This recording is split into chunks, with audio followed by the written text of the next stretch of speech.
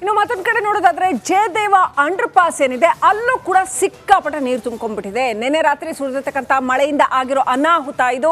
Jayadeva under pass ಅಲ್ಲಿ ಈಗ ನೀರನ್ನ ಕ್ಲಿಯರ್ ಮಾಡ್ತಾ ಇದ್ದಾರೆ. ಸಿಕ್ಕಾಪಟ್ಟೆ ಜನ ಅಲ್ಲಿ ಆಸ್ಪತ್ರೆಗೆ ಬರುವಂಥವ್ರು ಮತ್ತು ಬೇರೆ ಬೇರೆ ಪ್ರದೇಶಗಳನ್ನ ಕನೆಕ್ಟ್ ಮಾಡುವಂಥ ಒಂದು ಜಂಕ್ಷನ್ ಅದು, ಅಲ್ಲಿ ಸಿಕ್ಕಾಪಟ್ಟೆ ನೀರು ತುಂಬಿರೋದು ತುಂಬ ಸಮಸ್ಯೆಯನ್ನು ಉಂಟು ಮಾಡಿದೆ. ಈಗ ಅಗ್ನಿಶಾಮಕ ಸಿಬ್ಬಂದಿ ಅಲ್ಲಿ ನೀರನ್ನು ಕ್ಲಿಯರ್ ಮಾಡ್ತಾ ಇದ್ದಾರೆ. ಇನ್ನೇನು ಒಂದಷ್ಟು ಹೊತ್ತಿನಲ್ಲಿ ಅಲ್ಲಿ ನೀರು ಕ್ಲಿಯರ್ ಆಗುತ್ತೆ. ಮೋಟಾರ್ ಬಳಸಿ ನೀರನ್ನ ಕ್ಲಿಯರ್ ಮಾಡ್ತಾ ಇದ್ದಾರೆ ಅಗ್ನಿಶಾಮಕ ಸಿಬ್ಬಂದಿ.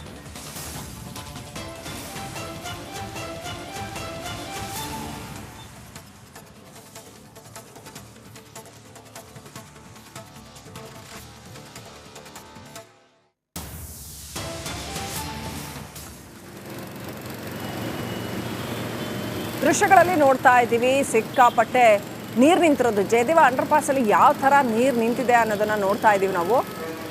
ಅಲ್ಲಿ ಅಗ್ನಿಶಾಮಕ ಸಿಬ್ಬಂದಿ ಬಂದು ಈಗ ನೀರನ್ನ ಹೊರ ಹಾಕುವಂಥ ಕೆಲಸನ ಮಾಡ್ತಾ ಇದ್ದಾರೆ. ಅಪ್ಡೇಟ್ ಪಡ್ಕೊಂಡು ಪ್ರತಿನಿಧಿ ಮಾದೇಶ್ ಕನೆಕ್ಟ್ ಆಗಿದ್ದಾರೆ. ಮಾದೇಶ್, ನೀರು ಎಷ್ಟು ಮಟ್ಟಿಗೆ ಕ್ಲಿಯರ್ ಆಗಿದೆ? ಇದಕ್ಕೊಂದು ಶಾಶ್ವತ ಪರಿಹಾರ ಬೇಕಲ್ವಾ ಮಾದೇಶ್? ಯಾಕಂತಂದ್ರೆ ಅಲ್ಲಿ ನೀರು ಹೊರಗಡೆ ಹರಿದು ಹೋಗೋ ಹಾಗೆ ಒಂದು ವ್ಯವಸ್ಥೆ ಮಾಡಬೇಕು. ಆ ಥರ ಏನಾದರೂ ಕ್ರಮಗಳನ್ನ BBMP ಕೈಗೊಳ್ತಾ ಇದೆಯಾ, ಅಥವಾ ಮತ್ತೆ ನಾಳೆ ಮಳೆ ಬಂದರೆ ಮತ್ತೆ ಇದೇ ಪರಿಸ್ಥಿತಿ ಆಗುತ್ತಾ? ಅಪ್ಡೇಟ್ ಏನಿದೆ? ಶ್ರೀಲಕ್ಷ್ಮಿ, ಈ ರೀತಿಯಾದಂತ ಸಮಸ್ಯೆ ಇದು ಒಂದೇ ಅಂಡರ್ ಪಾಸ್ ಅಲ್ಲ, ಸಾಕಷ್ಟು ಅಂಡರ್ ಪಾಸ್ಗಳಲ್ಲೂ ಕೂಡ ಇದೇ ರೀತಿಯಾದಂತ ಸಮಸ್ಯೆ ಎದುರಾಗುತ್ತೆ. ಪ್ರತಿ ಸತಿ ಮಳೆ ಬಂದಾಗಲೂ ಕೂಡ ವಾಹನ ಸವಾರರು ಈ ರೀತಿಯಾದಂತ ಸಮಸ್ಯೆ ಎದುರಿಸ್ತಾರೆ. ಅದರಲ್ಲೂ ಕೂಡ ಇಂತಹ ಪೀಕ್ ಅವರ್ ನಲ್ಲಿ ಅಂದ್ರೆ ಬೆಳಿಗ್ಗೆ 7 ಗಂಟೆಯಿಂದಲೂ ಕೂಡ ಈ ಒಂದು ಸ್ಥಳದಲ್ಲಿ ಅಂದ್ರೆ ಜಯದೇವ ಜಂಕ್ಷನ್ ಬಳಿ ಇದೇ ರೀತಿಯಾದಂತ ಅಂಡರ್ ಪಾಸ್ ಬಳಿ ನೀರು ನಿಂತು ಸವಾರರಿಗೆ ಸಾಕಷ್ಟು ತೊಂದರೆ ಆಗ್ತಿತ್ತು. ಇಲ್ಲಿ ಅಧಿಕಾರಿಗಳಾಗಿರ್ಬೋದು, ಸ್ಥಳೀಯ ಪೊಲೀಸರಾಗಿರ್ಬೋದು ಬಂದಿದ್ದೆ 9 ಗಂಟೆ ಮೇಲೆ. ಅಲ್ಲಿವರೆಗೂ ಹಾಗಾದ್ರೆ ಅಧಿಕಾರಿಗಳು ಏನ್ ಮಾಡ್ತಿದ್ರು? ಅಗ್ನಿಶಾಮಕ ಸಿಬ್ಬಂದಿ ಇವಾಗ ಬಂದು ಈ ಒಂದು ನೀರನ್ನ ಕ್ಲಿಯರ್ ಮಾಡುವಂತ ಕೆಲಸನ ಮಾಡ್ತಿದ್ದಾರೆ. ಆದ್ರೆ ಇದೇ ಒಂದು ಕೆಲಸವನ್ನ ಮಾರ್ನಿಂಗ್ 7 ಗಂಟೆಗೆ ಬಂದು ಕ್ಲಿಯರ್ ಮಾಡಿದ್ರೆ ಇಷ್ಟೊತ್ತು ಈ ರೀತಿಯಾದಂತ ಸಮಸ್ಯೆ ಉಂಟಾಗ್ತಿರ್ಲಿಲ್ಲ. ಜೊತೆಗೆ ಇದೇ ಈ ಒಂದು ಪೀಕ್ ಅವರ್ ನಲ್ಲಿ ಅಂದ್ರೆ ಬೆಳಗ್ಗೆ 8-9 ಗಂಟೆ ಸುಮಾರಿಗೆ ತಮ್ಮ ಕೆಲಸಗಳಿಗೆ ಹೋಗುವಂತ ಜನರಿಗೆ ಯಾವುದೇ ರೀತಿಯಾದಂತಹ ಸಮಸ್ಯೆಗಳು ಕೂಡ ಆಗ್ತಿರ್ಲಿಲ್ಲ. ಈ ಒಂದು ಅಂಡರ್ ಪಾಸ್ ನಲ್ಲಿ ಹೋಗುವಂತ ಸಂದರ್ಭದಲ್ಲಿ ಸಾಕಷ್ಟು ವಾಹನಗಳು ಕೂಡ ಕೆಟ್ಟು ನಿಂತಿತ್ತು. ಇಲ್ಲಿ ಮೇಲ್ನೋಟಕ್ಕೆ ಅಧಿಕಾರಿಗಳ ನಿರ್ಲಕ್ಷ್ಯ ಇದ್ದೇ ಇದೆ.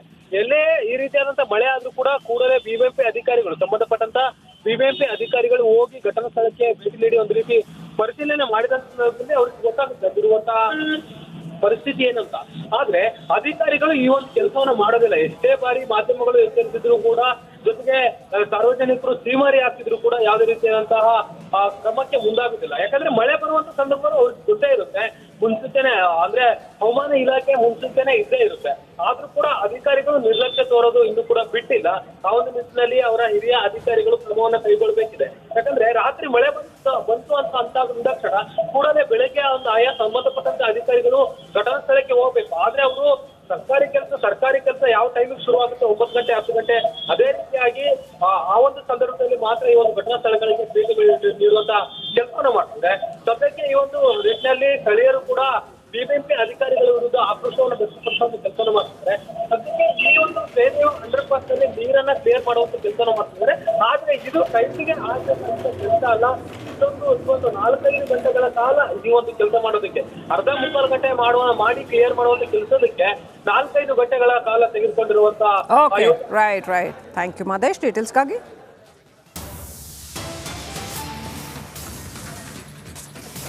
ಬೆಂಗಳೂರಿನಲ್ಲಿ ವರುಣನ ಅವಾಂತರದ ವಿಚಾರಕ್ಕೆ ಸಂಬಂಧಪಟ್ಟಂತೆ ಬೆಂಗಳೂರಿಗೆ ಮಳೆ ಬರಲಿ ಬಿಡಪ್ಪ ಅಂತ DK ಶಿವಕುಮಾರ್ ಅವರು ಹೇಳಿದ್ದಾರೆ.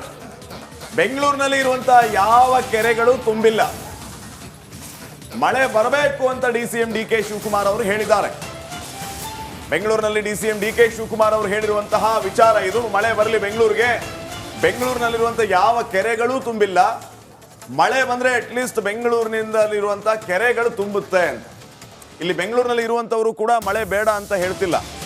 ಮಳೆ ಬಂದ್ರೆ ಆಗುವಂತ ಸಮಸ್ಯೆಗಳೇನಿದೆ ಆ ಸಮಸ್ಯೆಗಳನ್ನ ಎದುರಿಸೋದಕ್ಕೆ ಸರ್ಕಾರ ಎಷ್ಟು ಶಕ್ತವಾಗಿದೆ, ಸರ್ಕಾರ ಏನ್ ಮಾಡ್ತಾ ಇದೆ ಅನ್ನೋ ಪ್ರಶ್ನೆಯನ್ನ ಮಾಡ್ತಿದ್ದಾರೆ. ಇನ್ನ ಮಳೆ ಬಂದಷ್ಟು ನೀರು ಬೆಂಗಳೂರಲ್ಲಿರುವಂತ ಕೆರೆಗಳು ಯಾವುದು ಕೂಡ ತುಂಬಿಲ್ಲ. ಮಳೆ ಬರಬೇಕು. ಅಪಾರ್ಟ್ಮೆಂಟ್ ನೀರು ನುಗ್ಗಿತ್ತು ಅಂದ್ರೆ ಅದನ್ನ ಸರಿ ಮಾಡೋಣ, ಬಟ್ ಅಂತರ್ಜಲ ಹೆಚ್ಚಬೇಕು. ಅದು ನನ್ನ ಇದು. ಈಗ ನಮ್ಮ ರಾಮನಗರ, ಚನ್ನಪಟ್ಟಣ, ಕನಕಪುರ, ಮಾಗಡಿ, ತುಮಕೂರು, ಕುಣಗಲ್ಲು, ಈ ಸುತ್ತಮುತ್ತಲು ಕೋಲಾರ, ಇದೆಲ್ಲ ನೀರೇನು ಮಳೆ ಬಂದಿಲ್ಲ. ಬೇರೆ ಆ ಕಡೆ ಬಂದಿದೆ, ನಾನಿಲ್ಲ ಅಂತ ಹೇಳುದಿಲ್ಲ. ನಮ್ಮ ಡ್ಯಾಮ್ಗಳೆಲ್ಲ ಕೆಲವೆಲ್ಲ ತುಂಬಿದೆ. ಇಲ್ಲಿ ಅಂತರ್ಜಲ ಹೆಚ್ಚಬೇಕಾಗಿದೆ. ಅದಕ್ಕೆ ಮಳೆ ಬರಬೇಕು, ಇನ್ನ ಮಳೆ ಸಾಲದು. ಇನ್ನ ಮಳೆ ಬಂದಷ್ಟು ನೀರು ಬೆಂಗಳೂರಲ್ಲಿರುವಂತ ಕೆರೆಗಳು ಯಾವುದು ಕೂಡ ತುಂಬಿಲ್ಲ. ಮಳೆ ಬರಬೇಕು. ಅಪಾರ್ಟ್ಮೆಂಟ್ ನೀರು ನುಗ್ಗಿತ್ತು ಅಂದ್ರೆ ಅದನ್ನೆಲ್ಲ ಸರಿ ಮಾಡೋಣ.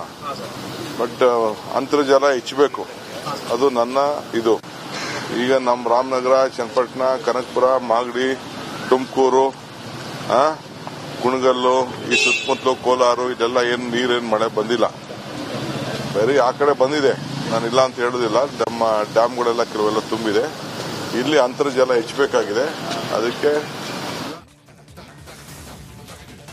ಒಂದ್ ಕಡೆ ಜಲಸಂಪನ್ಮೂಲ ಸಚಿವರು ಅವರು ಈ ತರ ಹೇಳ್ತಾರೆ ಬೆಂಗಳೂರಿಗೆ ಮಳೆ ಬರ್ಲಿ ಅಂತ.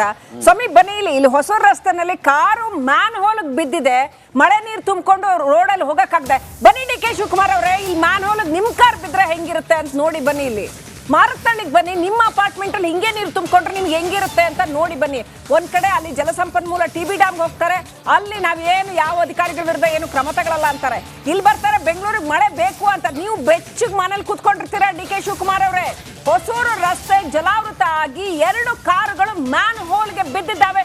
Do you even realise the severity of the situation? ಉಪಮುಖ್ಯಮಂತ್ರಿಗಳಾಗಿ, ನಗರಾಭಿವೃದ್ಧಿ ಸಚಿವರಾಗಿ ಸುಮ್ಮನೆ ಮಾಧ್ಯಮಗಳ ಮುಂದೆ ಮೈಕ್ ಮುಂದೆ ಬಂದು ಬೆಂಗಳೂರಿಗೆ ಮಳೆ ಬೇಕು ಅಂತಿರಲ್ಲ ಸ್ವಾಮಿ. ಮಳೆ ಬಂದ್ರೆ ಅದನ್ನ ತಡ್ಕೊಳ್ಳೋ ಅಂತ, ಮ್ಯಾನೇಜ್ ಮಾಡೋ ಅಂತ, ಆ ನೀರನ್ನ ಸೇವ್ ಮಾಡಿ ಇಟ್ಕೊಳ್ಳೋ ಅಂತ ಕೆಪಾಸಿಟಿ ಈ ನಗರಕ್ಕೆ ಇದೆಯಾ? ನಿಮ್ಮ ಹೊಣೆಗಾರಿಕೆನ ನೀವು ಮಾಡ್ತಾ ಇದ್ದೀರಾ ಅಂತ ಬಹಳ ಕಟುವಾಗಿ ಪ್ರಶ್ನೆ ಮಾಡಬೇಕಾಗುತ್ತೆ. ನೋಡಿ, ಅಲ್ಲಿ ಮ್ಯಾನ್ ಹೋಲ್ಗೆ ಕಾರು ಬಿದ್ದು ಬಿಟ್ಟಿದೆ. ಅಲ್ಲಿ ಈಗ ಏನಾದರೂ ಇನ್ನೂ ಏನೆಲ್ಲ ಅನಾಹುತ ಆಗಿದೆ ಅನ್ನೋದು ನಮ್ಗೆ ಇನ್ನಷ್ಟೇ ಗೊತ್ತಾಗಬೇಕಾಗಿದೆ.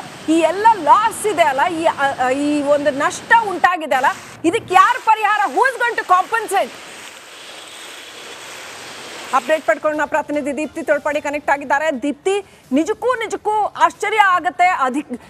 ಇವರು DCM ಈ ತರ ಹೇಳಿಕೆ ಕೊಟ್ರೆ ಇನ್ನು ಅಧಿಕಾರಿಗಳು ಇನ್ನೆಷ್ಟು ಬೇಜವಾಬ್ದಾರಿತನದ ಹೇಳಿಕೆ ಕೊಡ್ತಾರೋ ಅನ್ಸುತ್ತೆ. ಆ ಕಾರು ಮ್ಯಾನ್ ಹೋಲ್ಗೆ ಬಿದ್ದಿದೆ ಅಲ್ಲ ದೀಪ್ತಿ, ಅಲ್ಲಿ ಇನ್ನೂ ಏನೆಲ್ಲ ಅನಾಹುತಗಳಾಗಿದೆಯಂತೆ? ನಿಮ್ಮ ಹತ್ರ ಈ ಕ್ಷಣಕ್ಕೆ ಏನು ಅಪ್ಡೇಟ್ ಇದೆ? ಶ್ರೀಲಕ್ಷ್ಮಿ, ಅದೃಷ್ಟವಶಾತ್ ಆ ಕಾರ್ನಲ್ಲಿದ್ದಂತಹ ಇಬ್ಬರನ್ನ ರಕ್ಷಣೆ ಮಾಡಲಾಗಿದೆ. ರಾತ್ರಿ ನಡೆದಂತಹ ಘಟನೆ, ಸ್ಥಳೀಯರು ಕಾರನ್ನ ಮೇಲೆತ್ತಿ ಅದರೊಳಗಿರುವಂತಹ ಇಬ್ಬರನ್ನ ರಕ್ಷಣೆ ಮಾಡಿದ್ದಾರೆ. ಅಧಿಕಾರಿಗಳಾಗ್ಲಿ ಸಿಬ್ಬಂದಿಗಳಿಗಾಗ್ಲಿ ಬೆಳಿಗ್ಗೆ ತನಕ ಈ ವಿಚಾರನೆ ಗೊತ್ತಿಲ್ಲ. ಮ್ಯಾನ್ ಹೋಲು ಕೇವಲ ಅದೊಂದು ಭಾಗದಲ್ಲಿ ಮಾತ್ರ ಅಲ್ಲ, ಸಾಕಷ್ಟು ಬೆಂಗಳೂರಿನಾದ್ಯಂತ ಓಪನ್ ಆಗಿರುವಂತದ್ದು, ಅರ್ಧಂಬರ್ಧ ಕಾಮಗಾರಿ ನಡೆದಿರುವಂತದ್ದು. ಸಮಸ್ಯೆ ಇದ್ರೂ ಕೂಡ ಅಧಿಕಾರಿಗಳು ಗಾಢ ನಿದ್ರೆಯಲ್ಲಿದ್ದಾರೆ. ಕಮಿಷನರು ಮಾತೆತ್ತಿದ್ರೆ ಮಳೆಗಾಲಕ್ಕೆ ಪ್ರಿಪರೇಷನ್ ಮಾಡ್ಕೊಂತೀನಿ, ರೌಂಡ್ಸ್ ಹೋಗ್ತೀನಿ ಅಂತ. ಆದ್ರೆ ಇಂತಹ ಅನಾಹುತಗಳಾದಾಗ ಮಾತ್ರ ಅವ್ರು ಎಚ್ಚೆತ್ಕೊಳ್ಳುವಂತದನ್ನ ನಾವು ನೋಡ್ತಾ ಇದೀವಿ. ಸದ್ಯಕ್ಕೆ ಇಬ್ಬರನ್ನ ರಕ್ಷಣೆ ಮಾಡಲಾಗಿದೆ. ಈಗ ಅಲ್ಲಿ ಮ್ಯಾನ್ ಹೋಲ್ ಅನ್ನ ಕ್ಲೋಸ್ ಮಾಡೋದಕ್ಕೆ ಸಿಬ್ಬಂದಿಗಳು ಬಂದಿದ್ದಾರೆ. ಶ್ರೀಲಕ್ಷ್ಮಿ, ಥ್ಯಾಂಕ್ ಯು ದೀಪ್ತಿ ಡೀಟೇಲ್ಸ್ಗಾಗಿ. ಜೊತೆಗೆ ಸ್ಥಳೀಯರು ಈಗ ಆಕ್ರೋಶವನ್ನ ವ್ಯಕ್ತಪಡಿಸ್ತಾ ಇದ್ದಾರೆ. ಮಾತಿಗೆ ಮಾತು ಬೆಳೆದಿದೆ. ಟೋಲ್ ಸಂಗ್ರಹ ಮಾಡ್ತಾ ಇರೋದು ಸ್ಥಳೀಯರಿಂದ. ಹೀಗಾಗಿ ಲಿಂಗ್ಲಾಪುರ ಗೇಟ್ ಬಳಿ ಈ ರೀತಿ ಹೈ ಡ್ರಾಮಾ ನಡೆದಿರೋದು. ಟೋಲ್ ಸಿಬ್ಬಂದಿ